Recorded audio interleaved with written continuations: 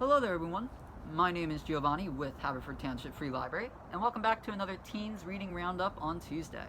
Now, the books that I have for us today, and yes, I did say books, I did not say graphic novels or comics, we do have actual books here today. The books that I grabbed for us kind of revolve around the theme of figuring yourself out during your senior year of high school. Now, it's not exactly just senior year, but most of the characters in these books are around that, but really the theme is kind of more you have situations that you're trying to figure out in your last few years, and you're doing your best to kind of put everything together as you can.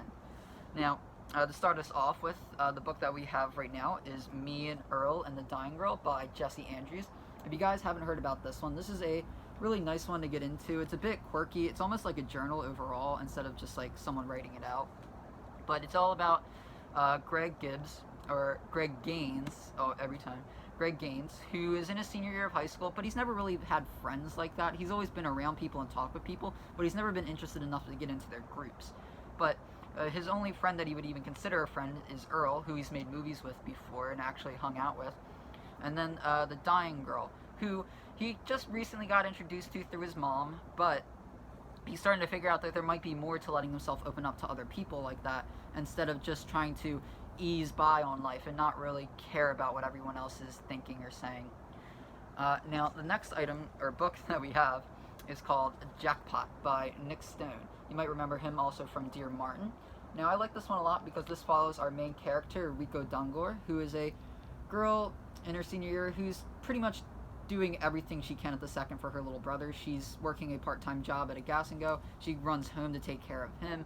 She's just got a busy life in general. But one day, upon giving out a lottery ticket, someone actually leaves her the winning lottery ticket for $200 million. Now, upon trying to find that person who can claim it so she can maybe get a little bit of the reward money, a friend of hers known as Zach, who's kind of this rich, pretty boy at school that nobody really seems to talk to too much.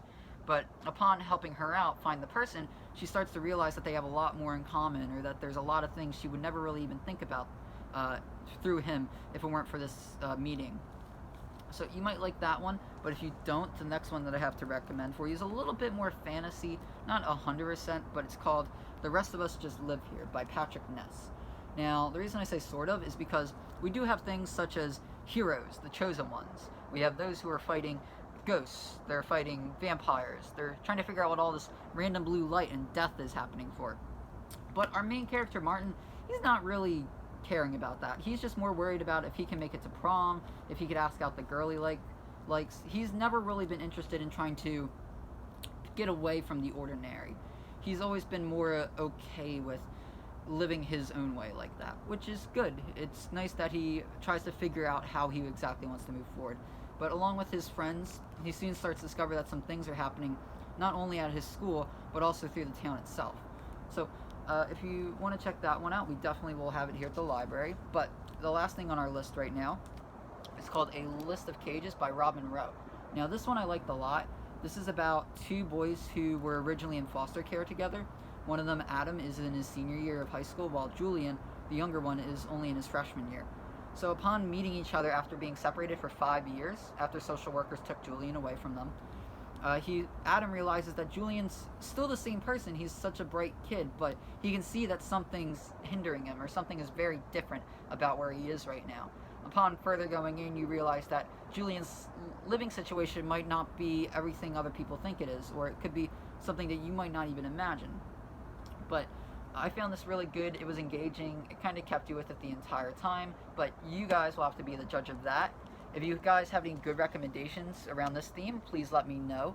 I always like seeing what you guys have to say, or if you even thought that any of these recommendations were good in the first place. Now, that's all the time we have here for today, but if you'd like to leave us any questions or any type of things like that, you can always reach us on our website, or you can find us on any of our social media accounts, such as Facebook, YouTube, or Instagram, at Haverford Township Free Library. Alright, well, I've been Giovanni, and hope that you guys have a nice rest of your day now. Bye-bye.